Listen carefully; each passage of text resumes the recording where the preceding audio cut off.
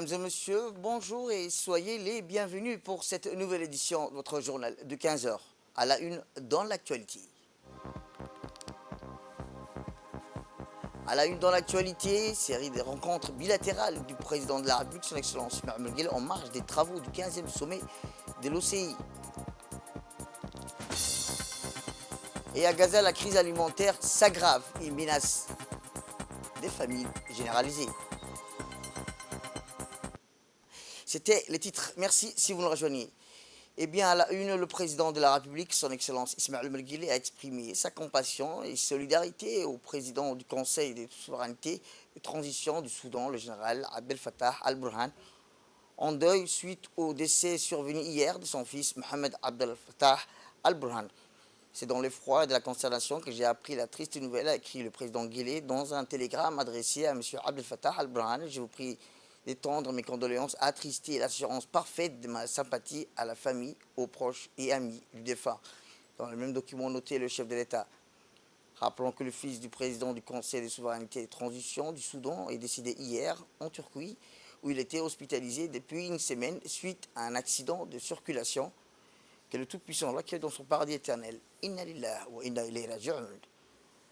Et je vous le dis dans le titre, en marge de sa participation aux travaux du 15e sommet de l'OCI, le président de la République, son Excellence Ismaël Omar Guelleh, a eu une série de rencontres bilatérales avec son homologue de Mauritanie, Mohamed Ould Al-Ghazouani. Ont participé côté djiboutien le ministre des Affaires étrangères et de la coopération internationale, M. Mohamed Al Youssouf, l'ambassadeur djiboutien au Maroc et également représentant auprès de la Gambie, M. Mohamed Dourhissi, ainsi que l'ambassadeur de la République de Djibouti auprès du Royaume d'Arabie Saoudite et représentant permanent de notre pays auprès de l'Organisation de la coopération islamique, M. Diaridine Saïd Bamakrama. Eh bien, lors de cette entrevue, les deux parties ont examiné les relations bilatérales et les moyens de les raffermir davantage. Ces entretiens avec son homologue mauritanien ont été axés sur le renforcement des relations bilatérales et sur plusieurs autres sujets d'intérêt commun. Et toujours en marge du sommet, le président de la République, son Excellence Ismaël Omar Guelleh, s'est entretenu par la suite avec son homologue du Sénégal, Bassirou Diomaye Faye, notant la présence côté sénégalais de la ministre des Affaires étrangères, Yacine Fall, le conseil diplomatique, M. Sonar Ngom. Côté djiboutien, c'est le ministre des Affaires étrangères de la coopération internationale et l'ambassadeur djiboutien au Maroc, également représentant auprès de la Gambie, M. Mohamed Dourhissi, ainsi que de l'ambassadeur djiboutien en Arabie Saoudite, M. Diaridine Saïd Bamakrama, qui ont également pris part à cet entretien entre le chef de l'État et le président sénégalais. Lors de cette entrevue, les deux parties ont examiné les relations bilatérales et les moyens de les raffermir davantage sur plusieurs autres sujets d'intérêt commun. On reste toujours en marge du sommet de l'OCI où le président de la République, son Excellence Ismaël Omar Guelleh, s'est entretenu avec le vice-président de la Côte d'Ivoire. Eh bien, lors de cette entrevue, les deux parties ont examiné les relations bilatérales et les moyens de les raffermir davantage. Rappelons que ces entretiens avec le vice-président de la Côte d'Ivoire ont été axés sur le renforcement des relations bilatérales et sur plusieurs autres sujets d'intérêt commun. Le président de la République a quant à lui rappelé l'amitié personnelle avec le président de la Côte d'Ivoire. Votre soutien, solidarité et l'appui nous sommes indispensables, a-t-il poursuivi. De son côté, le vice-président de la Côte d'Ivoire a confirmé l'excellence des relations de deux pays et de deux chefs d'État et surtout salué la grande amitié qui lie les deux hommes. Retour à Djibouti où la Commission pour le développement social et la protection de l'environnement a procédé à l'examen du projet de loi numéro 16 de l'année 2023 de la 9e législature relatif aux aires protégées sous la présidence de l'honorable Kamil Ahmed. Cette séance de travail a vu la participation du ministre de l'Environnement, du Développement durable, M. Mohamed Abdelkader Moussa Helem, assisté des hauts responsables du ministère. Au terme de discussions instructives, la Commission pour le développement social et la protection de l'environnement transmet avec son avis favorable et proposition d'amendement le projet de loi examiné à la prochaine séance publique. On reste toujours dans les arcanes de l'Assemblée nationale. Cette fois-ci, c'est la Commission des finances, de l'économie générale. Voilà le projet de loi portant adoption des comptes financiers de l'électricité de Djibouti pour l'exercice 2017, 2018, 2019, 2020 et 2021. Cette réunion, présidée par l'honorable Sharmaka Moussa Aré, s'est déroulée avec la participation de M. Younis Al-Ghedi, ministre de l'Énergie chargé des ressources naturelles, et du directeur général de l'électricité de Djibouti, M. Jama Al-Ghili. Après des échanges constructifs, les commissaires ont émis un avis favorable et ont transmis les comptes financiers pour l'adoption lors de la séance publique.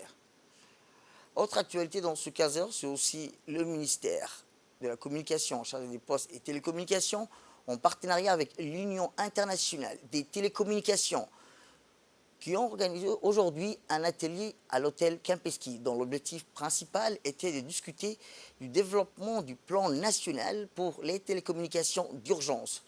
C'est sous la direction du ministre des Télécommunications, M. Redouane Abdullahi Badon. L'atelier a rassemblé diverses personnalités de haut niveau, dont M. Mohamed Assoubi Bouh, directeur général des Djibouti Télécom, Mustafa Al-Mahdi, représentant de l'UIT. L'événement a offert une plateforme importante pour discuter des défis actuels et futurs en matière de télécommunications d'urgence, ainsi que des solutions possibles pour renforcer l'infrastructure et les capacités nationales dans ce domaine crucial. L'atelier a également permis aux participants de partager des meilleures pratiques et des expériences réussies dans les domaines des télécommunications d'urgence, favorisant ainsi un échange constructif et une collaboration accrue entre les acteurs nationaux qu'internationaux. La journée d'aujourd'hui marque un tournant décisif dans les efforts déployés par Djibouti pour renforcer sa préparation aux situations d'urgence et sa résilience grâce à la mise en place d'un plan national global de télécommunications d'urgence. Au moment où nous nous réunissons, notre mission collective consiste à fournir à Djibouti les outils et les connaissances nécessaires pour faire face efficacement aux situations d'urgence afin de préserver la vie et le bien-être de la population. Le système des Nations Unies de Djibouti est entièrement mobilisé pour soutenir le gouvernement de Djibouti dans ses efforts de gestion des risques. Dans le nouveau cadre de coopération des Nations Unies pour le développement durable, qui sera de 2025 à 2030, un de nos effets identifiés inclut la résilience accrue au changement climatique, aux catastrophes et aux chocs. Les 7 et 8 mai, ici même au Kempinski, sera également lancée l'initiative Alerte précoce pour tous, avec la participation de l'Organisation mondiale de la météorologie, le Bureau des Nations Unies pour la réduction des risques des catastrophes, la Fédération internationale de la Croix-Rouge, l'UIT et les entités résidentes des Nations Unies à Djibouti. Écoutons à présent le directeur général de Djibouti Télécom.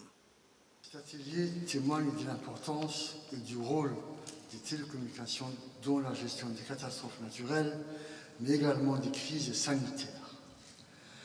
En effet, les réseaux des télécommunications permettent aux autorités publiques et aux organisations humanitaires de coordonner les premiers secours lors des catastrophes naturelles. Excellences, Monsieur le Ministre, Mesdames et Messieurs, notre pays, de par sa position géographique, est particulièrement vulnérable aux risques induits par les changements climatiques tels que les inondations, les sécheresses, les tremblements de terre et l'élévation du niveau de la mer.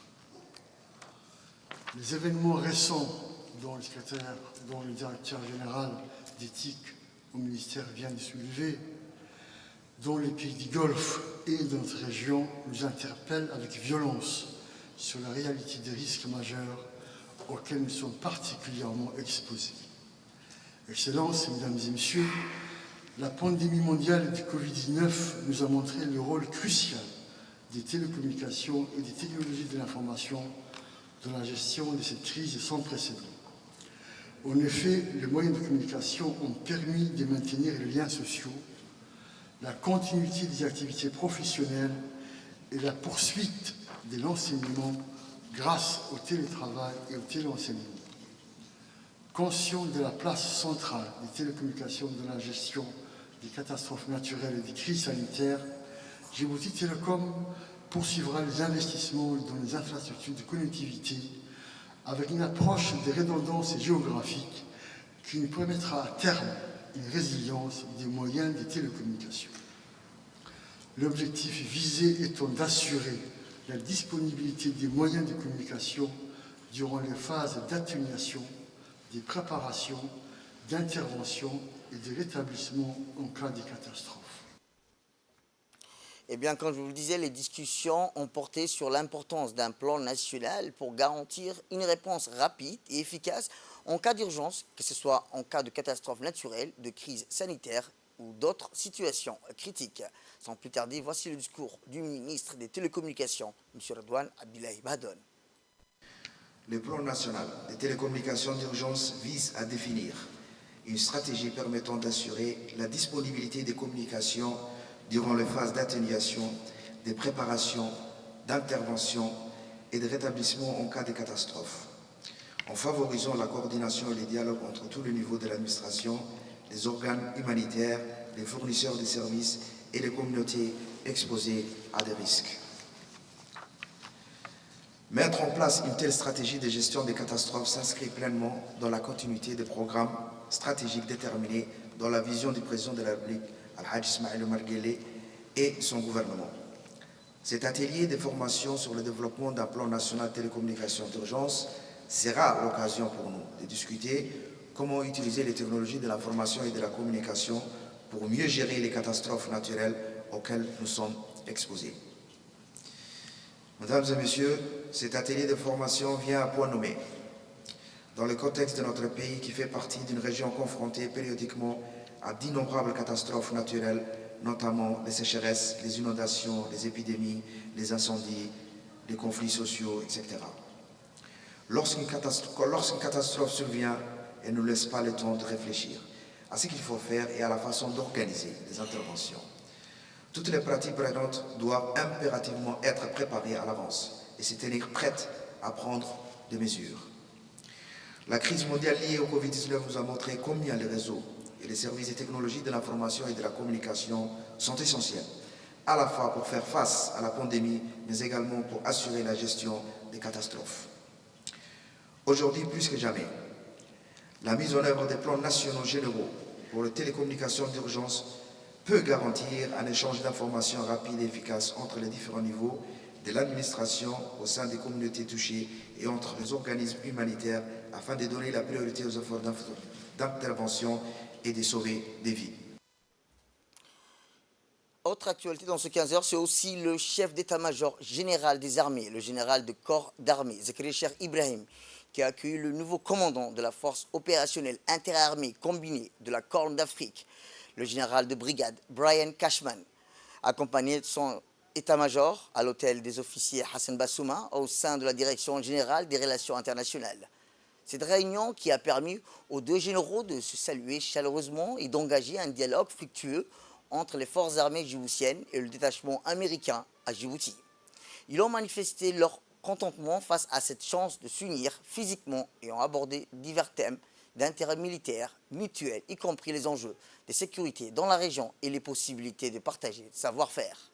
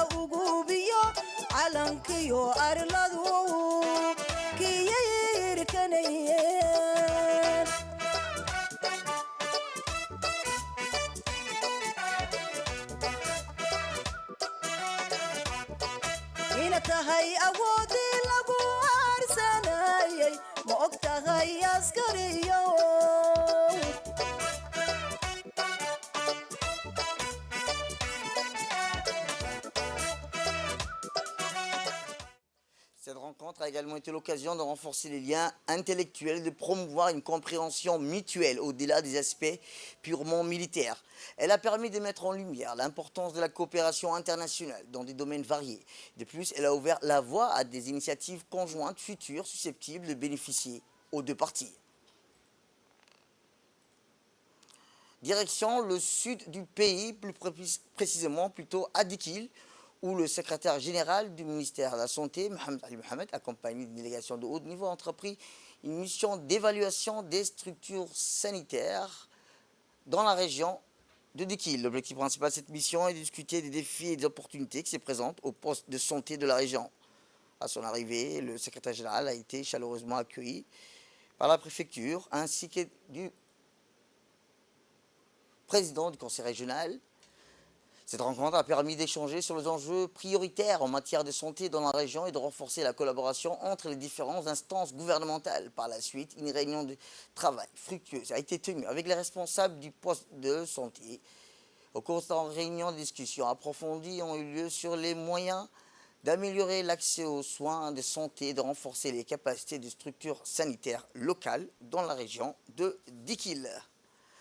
Eh bien, le ministère de la Santé réaffirme son engagement à soutenir le développement et l'amélioration des services de santé dans toutes les régions du pays, dans le but d'assurer le bien-être et la santé dans tous les citoyens. Et dans notre magazine de cet après-midi, direction Artaville, chef-lieu de la région du même nom, soit la Benjamine des 5 régions que compte le pays. Au lieu de villégiature très prisé pour son climat doux, Artaville ne cesse de se développer de jour en jour. Ahmed Ahmed et Anna Alita.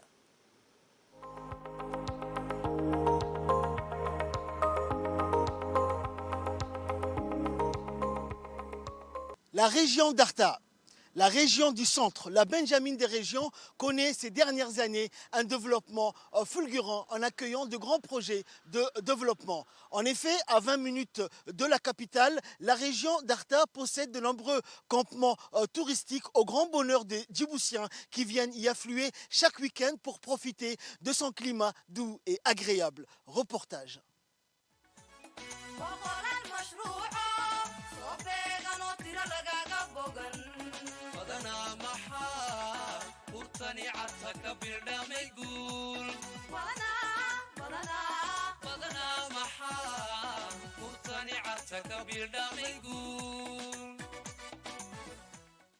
Artaville, chef-lieu de la région du même nom, soit la Benjamine des 5 régions que compte le pays. Au lieu de villégiature très prisée pour son climat doux, Artaville ne cesse de se développer de jour en jour. La région d'Arta, c'est la région tampon par où transite l'ensemble du transit routier reliant la capitale aux régions du pays, mais aussi avec l'Éthiopie. Durant les périodes de grande chaleur, les familles djiboutiennes montent sur Artaville pour fuir la canicule et profiter du climat attrayant qu'offre cette région. Du fait de sa proximité avec la capitale, Arta a accueilli de tout temps de nombreux Djiboutiens et touristes étrangers. À 750 mètres d'altitude, perchée sur un mont aux airs doux et agréables à renifler, la ville d'Arta est située à 42 km de la ville de Djibouti. La région compte un large littoral, ce qui en fait un attrait touristique de premier plan avec la migration annuelle des requins-baleines dans ce long périple qui débute dans les eaux australiennes pour s'achever dans la baie d'Arta, et cela pour assurer leur reproduction. En effet, la région d'Arta présente des potentialités lui permettant de créer des conditions favorables à un développement social et économique reposant surtout sur le tourisme et la pêche. Située sur les hauteurs des massifs de Lougoul, la ville d'Arta offre une vue panoramique sans égale sur le golfe de Tadjoura.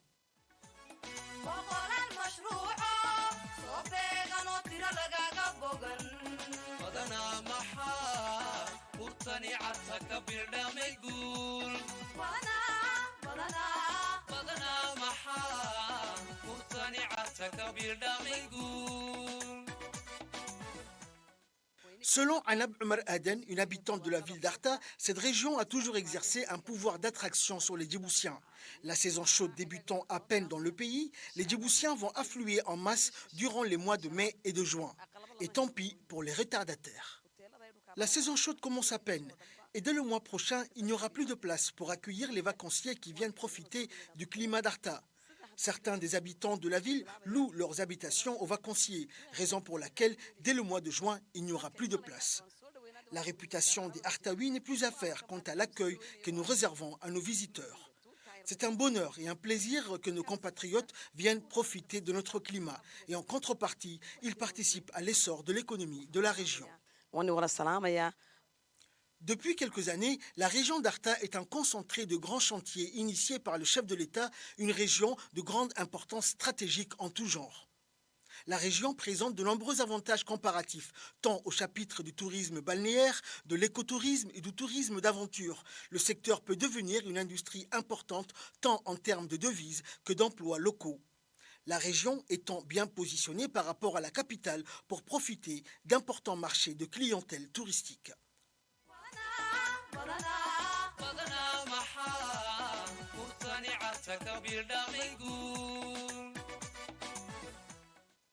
Hormis son climat frais, Arta est connue pour ses sites de randonnée pédestre, sa somptueuse plage pour la baignade et l'observation des requins-baleines.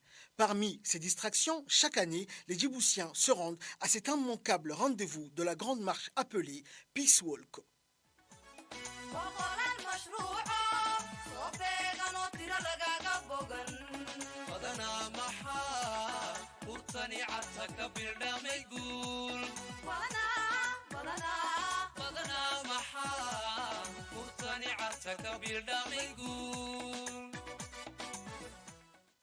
Pour se donner les moyens de répondre à la volonté politique du chef de l'État, qui est de développer le secteur touristique, le ministère de l'Éducation nationale et de la formation professionnelle a mis les bouchées doubles afin d'offrir à la jeunesse djiboutienne les moyens de se former et se qualifier pour profiter de ce marché. C'est la raison d'être même de la création du Sunny Hill, ou centre de formation au métier de l'hôtellerie et du tourisme d'Arta. Un centre qui a vu le jour en janvier 2018, où les jeunes Djiboutiens peuvent exercer dans les métiers d'hôtellerie. Un secteur qui requiert un apprentissage rigoureux et qui nécessite un apprentissage de longue haleine afin de se former dans ces différentes filières. L'occasion est donnée chaque année à des centaines de jeunes Djiboutiens, selon le directeur de ce centre. Le plus important à retenir, c'est que la région d'Arta est une région touristique. Le centre Sunny Hill aide énormément de personnes depuis sa création et permet surtout aux jeunes de la région de s'épanouir et d'apprendre un métier d'avenir qui est l'hôtellerie. Le centre participe également au développement de la région et permet de renforcer le secteur touristique. Le centre, perché sur les hauteurs de la ville balnéaire d'Arta, offre une vue panoramique sur la baie marine d'Arta et au-delà, les hautes montagnes ainsi que les grands espaces de la partie méridionale de notre arrière-pays comme un complément de ce pack de services hôteliers. Sunny Hill Center est sans doute la pépinière d'étudiants dans l'hôtellerie qui va donner corps et âme à cette ambitieuse politique de développement du tourisme dans le pays. Elle figurera dans les annales de l'histoire de notre pays comme étant la pionnière dans ce domaine.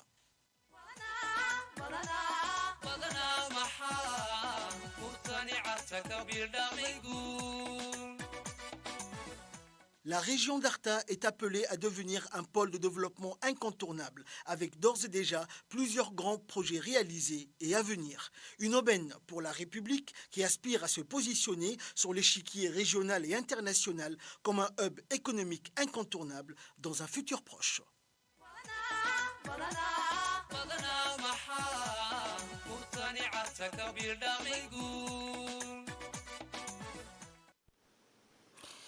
Eh bien, je vous emmène au nord du pays où la communauté des Balheux engagée depuis quelques temps dans une initiative fort louable qui consiste à endiguer l'oued à travers la relance des activités de micro-barrages.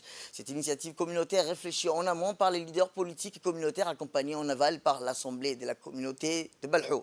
Conscient de l'hostilité du climat qui s'offre dans cette contrée, la région qui se manifeste indéniablement par l'aridité du sol à travers cette initiative, la communauté de Balheux vise avec ses maigres moyens de procéder à la mise en place d'un micro-barrage pour stopper le cru de l'Oued qui permettra sans doute de recharger le nappe phréatique en eau.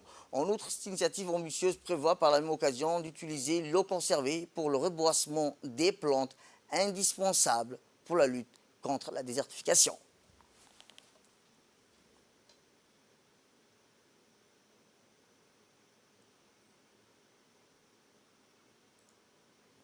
Et dans l'actualité internationale, les projets soumis fin avril prévoient une pause de l'offensive israélienne et la libération des détenus palestiniens. rappelant que les détenus palestiniens contre la libération d'otages de l'attaque. Les discussions doivent reprendre ce dimanche au Caire sur les moyens de parvenir à une trêve entre la guerre à Gaza, entre Israël et le Hamas, la résistance du Hamas. Il n'y a aucune évolution depuis samedi, des nouvelles discussions sont prévues aujourd'hui, a indiqué un responsable de la résistance du Hamas. Mais les deux camps s'accusent mutuellement de bloquer les négociations.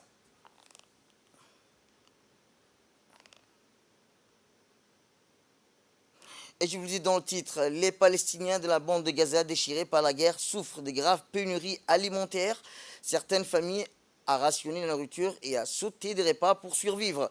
Depuis le début de la guerre d'Israël contre la résistance du Hamas, après une incursion meurtrière du mouvement islamiste, il y a près de 7 mois, le nombre de camions transportant de l'aide vers la bande de Gaza a diminué, surtout dans le nord de la région côtière. Certains habitants de Gaza sont plaints à ne pas avoir de légumes depuis des semaines et d'avoir rationné la nourriture qu'ils reçoivent des œuvres caritatives. Et enfin, dans l'actualité internationale, la Tanzanie est en état d'alerte ce week-end face au cyclone Hidaya, après des semaines de pluies torrentielles et inondations qui ont ravagé cette région d'Afrique de l'Est, faisant plus d'une centaine de morts. Les intempéries ont causé la destruction d'habitations au parc naturel de Mafia Island. Des arbres couchés au sol témoignent de la puissance des rafales et des vents qui ont balayé cette île touristique. Au cours des dernières semaines, les inondations en Tanzanie ont tué plus de 155 personnes et affecté plus de 200 000 autres après les fortes pluies de la saison de la mousson dans la région, selon les autorités.